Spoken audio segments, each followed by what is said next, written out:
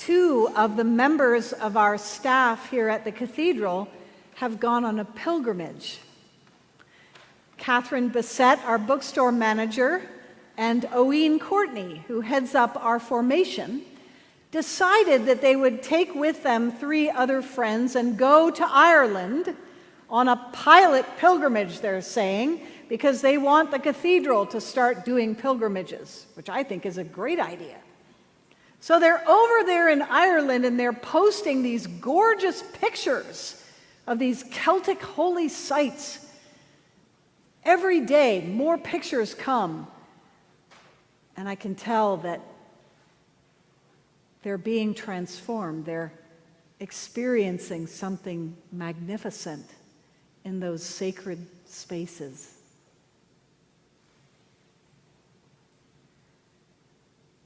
I've been on 2 pilgrimages in my life. One was right after seminary. I got to go to the Holy Land for almost a month, and that was amazing. The second happened more by accident. I was invited to do a wedding on the island of Capri off the coast of Italy. I know, talk about suffering for Jesus. Because I was already over in Italy, I thought, well, let me rent a car, and I want to drive to Assisi.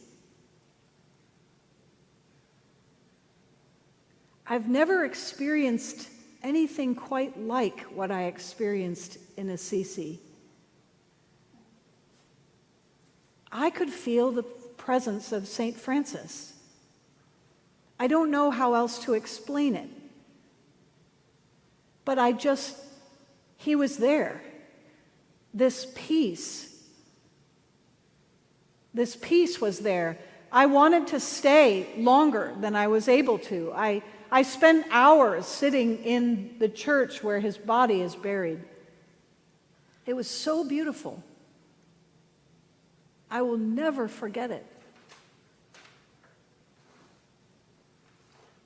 St. Francis, who we celebrate today, lived at the end of the 1100s, beginning of the 1200s, during the height of the Crusades.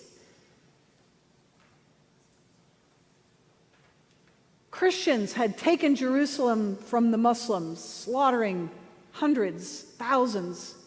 Muslims had taken back Jerusalem from the Christians, slaughtering hundreds, thousands. The church was very, very wealthy and really committed to this war.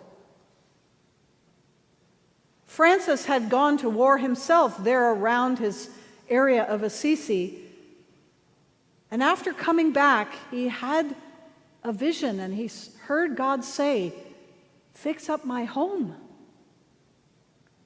So Francis fixed up a church, a sacred home like ours.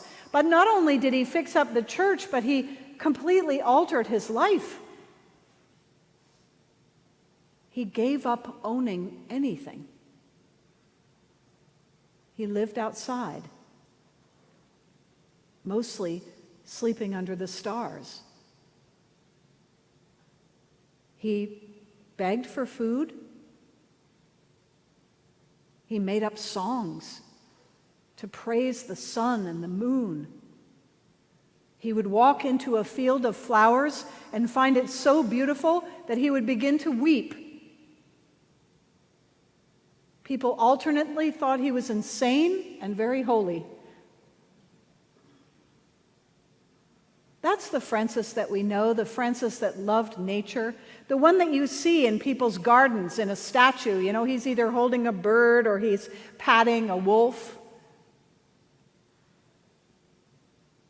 But there's a whole other part of Francis that is talked about less. And that's the part I want to talk to you about today. You see, in the early 1200s, Francis decided to go into the midst of a bloody battle in the height of the Crusades. It was August in Egypt, The Christians had surrounded a town called Damietta, which was on the Nile River. They were trying to starve out the Muslims, and they were throwing huge fiery balls of rocks into the city. The Muslim soldiers would explode through the gates and try to slaughter the Christian soldiers, particularly at night when they were sleeping. It was like hell on earth. Francis believed that God was calling him to go and speak to the Sultan, the commander of the army. So he went with his brother Illuminato, because Jesus said always go 2 by 2. They sailed there and then walked. Francis and brother Illuminato had to walk through a field strewn with the bodies of soldiers and dead horses in the heat of August. You can imagine the stench, the flies, the atrocity of it all. And there they were, making their way in their simple robes through this horrible, bloody mess. The Muslim soldiers saw them coming and rushed up to capture them. Francis, not speaking their language, said, "Sultan, Sultan." The soldiers decided not to kill these 2 strange, unarmed men, but brought them to Sultan Malek al-Kamir. Francis and the Sultan talked to each other for 3 days. No one knows exactly what they said to each other.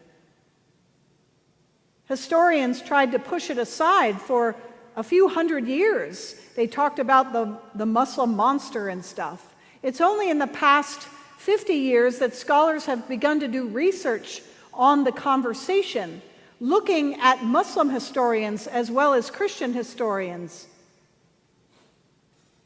The Muslims tell us that this Sultan Malek al-Kamir was aggressive in battle, but he was also a learned man who loved discourse and dialogue, who was interested in many different subjects.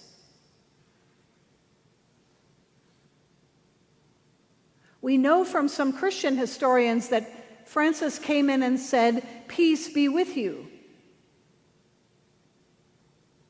And the Sultan responded, "Assalamu alaikum," which I guess is equivalent of that. Then Francis explained to the Sultan, and there was a captured priest who could translate, a Christian.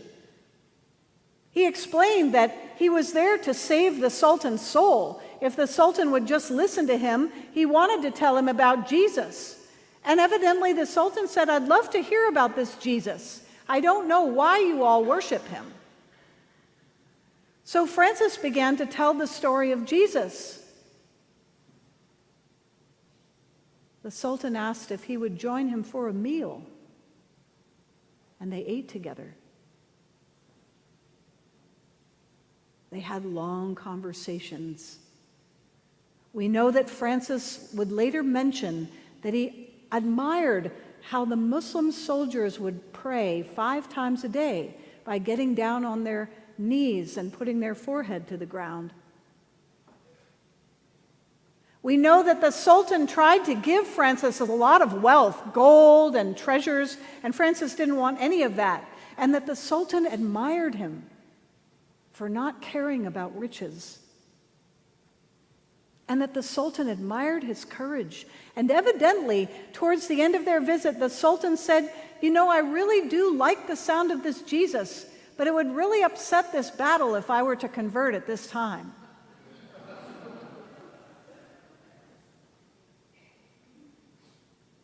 Instead of killing Francis, Francis was set free to go back home. I wonder if he thought at the time that he had failed because he should have been martyred. But I think what he did was much more profound. There were a lot of martyrs in the Crusades, but what Francis actually did, now that we can see it more clearly, Francis had the first interreligious dialogue in the midst of a bloody war.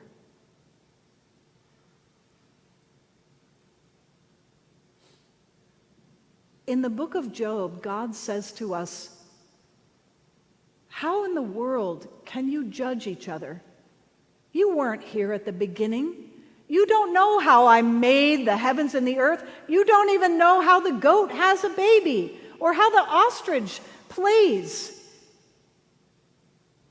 How can you judge one another when you cannot even understand my handiwork?"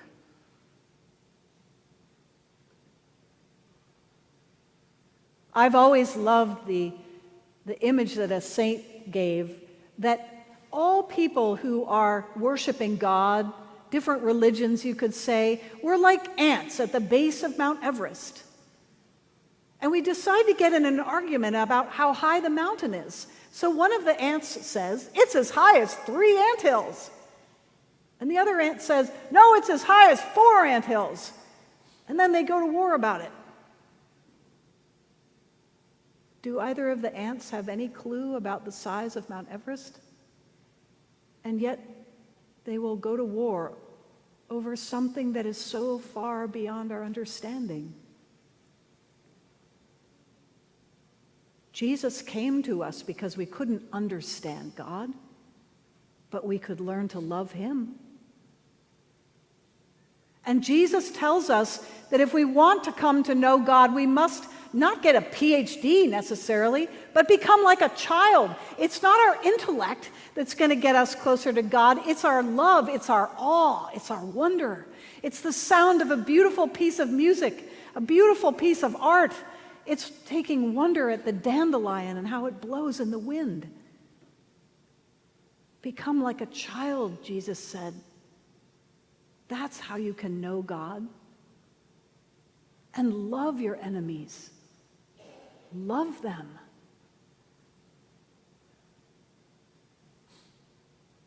So as our government is about to go into shutdown because we can't even talk to one another, I want to lift up this image of St. Francis, who walked through a bloody mess to talk to the guy who was his enemy,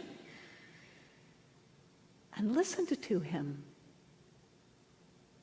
and learned, and taught, and was changed. What would the world look like if we followed in Francis's footsteps?